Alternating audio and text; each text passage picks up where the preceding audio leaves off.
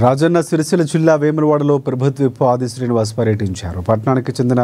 రామతీర్థపు పద్మ నూతన ఇందిరమ్మ ఇల్లు నిర్మాణం పూర్తి చేసుకుని ఇవాళ గృహప్రవేశం సందర్భంగా ఆయన ముఖ్య అతిథిగా హాజరయ్యారు. నూతన గృహప్రవేశ కార్యక్రమంలో పాల్గొన్నారు. రాష్ట్ర ముఖ్యమంత్రి రేవంత్ రెడ్డి నాయకత్వంలో రాష్ట్ర ప్రభుత్వ విప్ ఆది శ్రీనివాస్ సహకారంతో సొంతింటి కల సాకారమైందని తెలిపారు.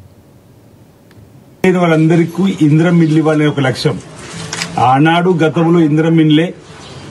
మధ్యలో డబుల్ బెడ్రూమ్ అన్నారు, కానీ ఎక్కడ ఏ ఒక్కరికి రాని సందర్భం 10 ఏళ్లలో మళ్లీ ఇందిరమ్మ రాజ్యం వచ్చి ముఖ్యమంత్రిగా రేవంత్ రెడ్డి గారు పదవి బాధ్యత స్వీకరించిన తర్వాత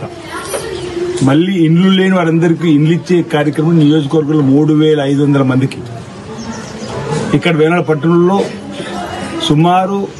490 పైచీలకు పేదలు గుర్తించి ఇండ్లు నిర్మాణానికి చేసుకోవడానికి నిధులు మంజూరు చేసిన ఒక్కొక్కరికి 5 లక్షల రూపాయలు ఇచ్చిన సందర్భంలో వేనాడు పట్టణంలో మొదటి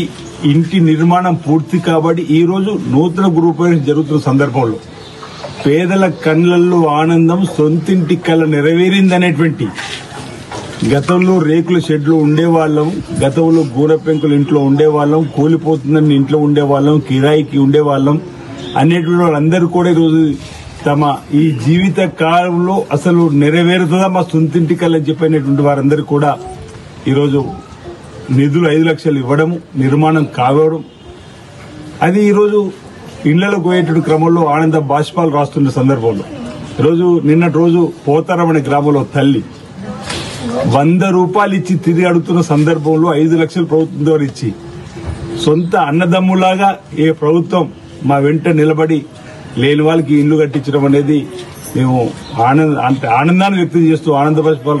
రాలుస్తున్నటువంటి సందర్భాలు కూడా కోకోలు కనిపిస్తా ఉన్నాయి. వారందరికీ కూడా శుభాకాంక్షలు తెలియజేస్తూ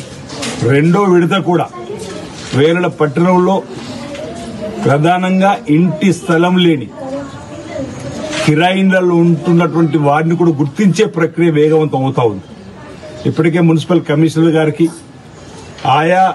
కాళ్లున్న ఇందిరమ్మ కమిటీ సభ్యులకు కూడా ఇప్పటికే ఈ 490 పైచీలకి ఇండ్లు ఇచ్చిన సందర్భంలో అడుగు స్థలం లేనటువంటి వారికి బస్ డిపో పక్కన సుమారు 140 పైచీలకు మంది కూడా ఇప్పటికే ఇండ్లు